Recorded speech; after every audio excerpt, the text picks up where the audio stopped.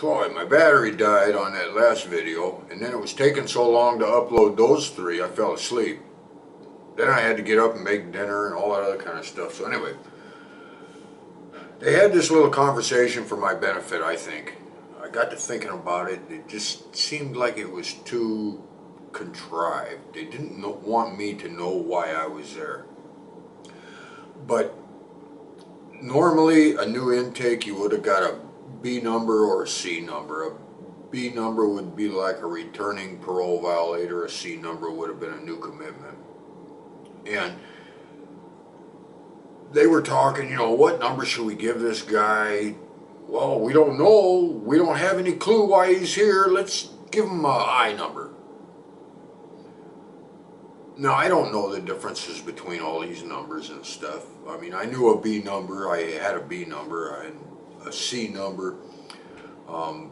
I never heard of an I number. I didn't know what an I number was. There was another kind of a number which meant you were a nutcase going to a mental facility. But they gave me an I number. I didn't know what an I number was.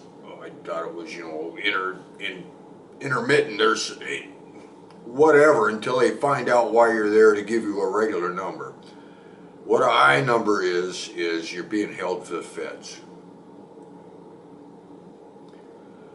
So they give me this number, and they didn't put me in this evaluation center where everybody normally goes for about 6 weeks while they evaluate you and all that. They put me straight out into Chino population. Chino population was full, so I got a bed in the day room, again, right next to the pool table. And by the time I got to this bed, it was like 4 o'clock in the morning, and I lay down and I went to sleep. And about 9 o'clock, I hadn't been there for very long at all. Somebody comes and wakes me up, an inmate, and or convict, however you want to call him. He wakes me up and says, the captain wants you in his office right now. And I'm like, okay, where's the captain's office? So I go running around looking for the captain's office, and I finally found it, and he told me, come in, sit down, shut the door.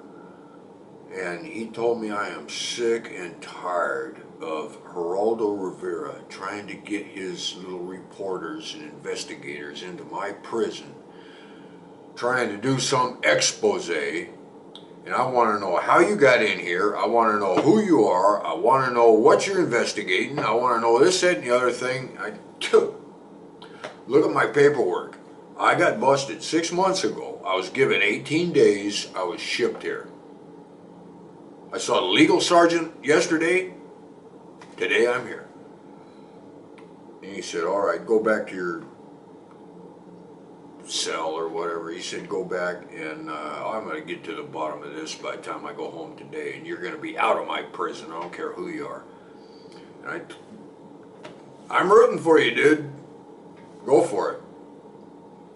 And that night, I think it was a couple of days later, same thing happened. I was called down to intake. I was cuffed. I was put in a car. I was taken to the Chino airport.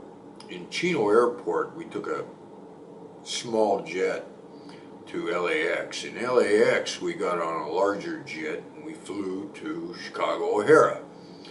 Chicago O'Hara, we got on a small jet, we took off, we landed somewhere, we got in a car, and I ended up in a little tiny facility, about 50 people,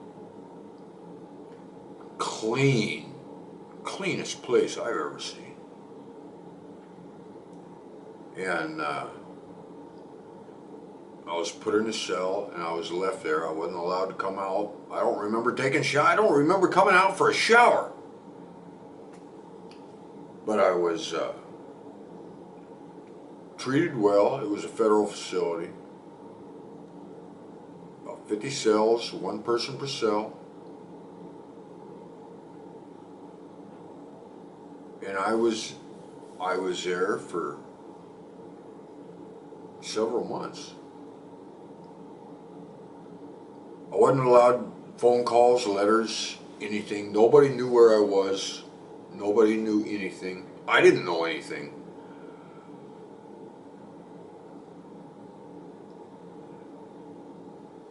And then one day I was taken to court. They just said, get ready, you're going to court. Oh, great. I got to this court and it looked like something straight out of Mayberry RFD. Little tiny courtroom, couldn't have held more than 30-some people. Wooden chairs, a little picket fence in the front, or railing in the front. Judge behind a desk. And he says, are you going to fight extradition to the state of so-and-so? I've never been to that state in my life. I don't know what you're talking about. I've never been to that state in my life. He said, I didn't ask you that. Are you going to fight extradition to the state of so-and-so? Dude, this is your game. I'm not going to win. I'm not going to fight extradition to the state of so-and-so. He said, we've heard that story before. Here, sign these papers, these extradition papers. And I signed the extradition papers. And about 2 weeks later, I went through the whole thing again. A car to the airport to Chicago O'Hara to this place.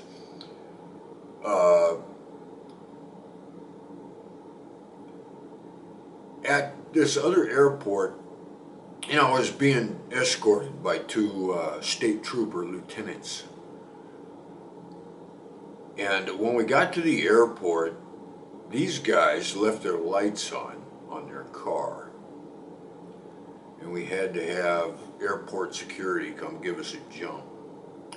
These guys took me to a prison in their state and they threw me in the hole. And I'm in the hole for about 2 weeks.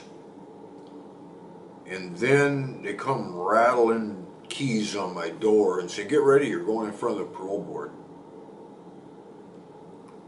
That's nice. So I got ready and they took me to this parole board. It wasn't a parole board, it was one accountant looking bald-headed son of a bitch, glasses, and the Bozo the Clown hairdo. Horseshoe. And he says, if we let you out, where are you going to go? And don't say California. Shit, I don't know. I guess I'll just hang around here for a while. He said, no, that's not acceptable either. We're going to give you some money. I advise you to take this money and go somewhere. Go somewhere. I told him, no problem, dude, I'm out of here. And that afternoon, they gave me the money, and they released me. And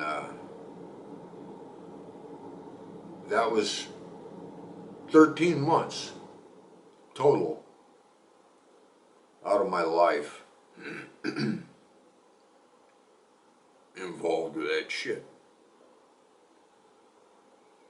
And that is the story of my little secret prison experience. And it all started with a set of lockpicks. Anyway, I hope that helps. I'll talk to you later. Bye.